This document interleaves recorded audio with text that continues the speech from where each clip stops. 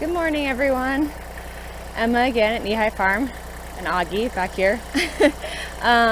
This week has been crazy because I'm getting married on Saturday, but there's so much to do this time of year at the farm. So we're trying to get a bunch of planting done today. You may hear the hum of the tractor in the back. We just got our fertilizer hopper set up, and I want to show you what that looks like. It's a system that I really love, and I'm about to fertilize some beds, and then we're going to hopefully plant today some of our kale and bok choy and lettuces, things that are really dying to get into the ground. So let me show you that hopper and then we'll get started. So here's the Kubota L245H that you saw before. It is now running smoothly, you can hear. And this is our fertilizer hopper. So I&J Manufacturing made this steel box, and it's hooked up through this wire, this white wire,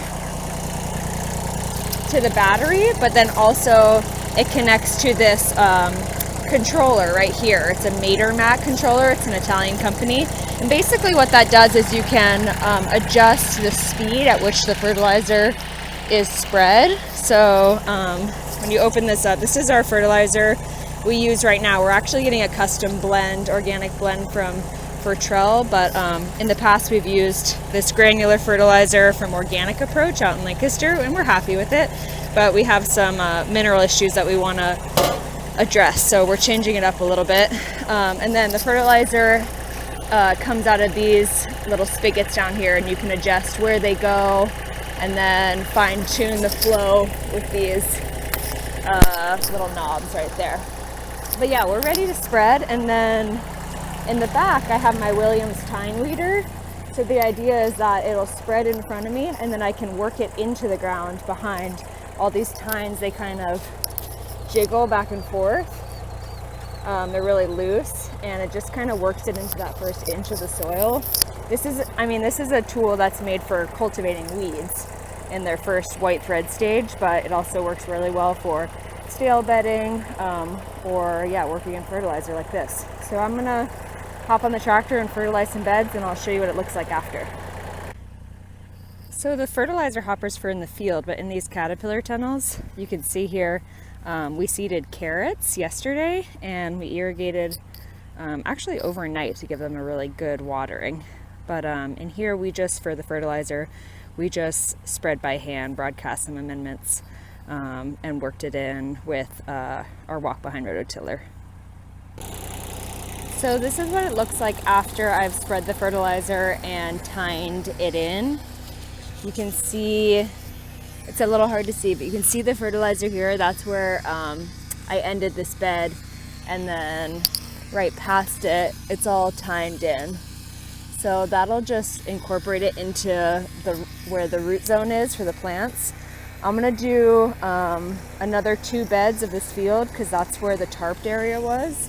And then I also did, you can peek through those tunnels, I did those 5 beds up there as well. So we're gonna do plant our bok choy and do some direct seeded beets and radishes and turnips, and plant hopefully some of our kale and a bunch of greens. We'll see what we can get in before the rain.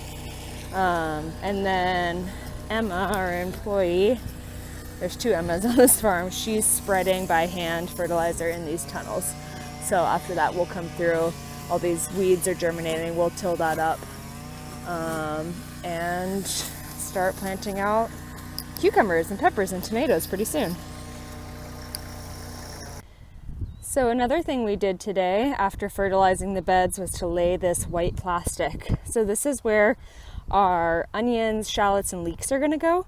These are 200-foot beds. They were laid with a rainflow mini plastic layer. And then you can see, I think I've shown you all this before, but this is garlic mulch with straw.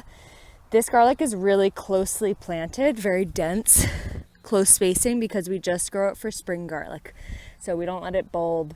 We just harvest it. Green garlic is another name for it. And then we took the row of the insect netting off of our strawberries today because they're starting to flower. So we want to get good pollination. Make sure that some bugs get in there and rub around. And then this is our garlic that we let bulb up. You can see the spacing at 6 inches, and it's quite a bit taller because it's in this black plastic and landscape fabric, so the ground warmed up quite a bit earlier. So we've reached the end of the day, and you can see under this row cover we have planted bok choy and dandelion greens. Let's just see if I can get you a peek. Hi little guys. So there's all the little bok choy, and we cover them with this fabric because bok choy and other brassicas get hit really hard by a pest called flea beetles, which basically just create lots of little holes in the leaves and make them unsellable, and also stunts their growth as well, just because they can't photosynthesize as well. But yeah, so we covered these, and it's about to rain, so what I'm going to finish the day off with is some direct seeding in a section over in front of these caterpillar tunnels that we tilled last week with the spader. That's what you all saw last week, me spading this section. And now what I'm going to do is take our Jang push seeder and seed beets and turnips and radishes and dill and cilantro. Hopefully the rain will hold off for a little bit. So I'm going to say goodbye because I got to get this in before the rain, but thanks for joining me on this super busy day. It's now full-blown spring, and after my wedding, then things will really start to ramp up. So stay tuned.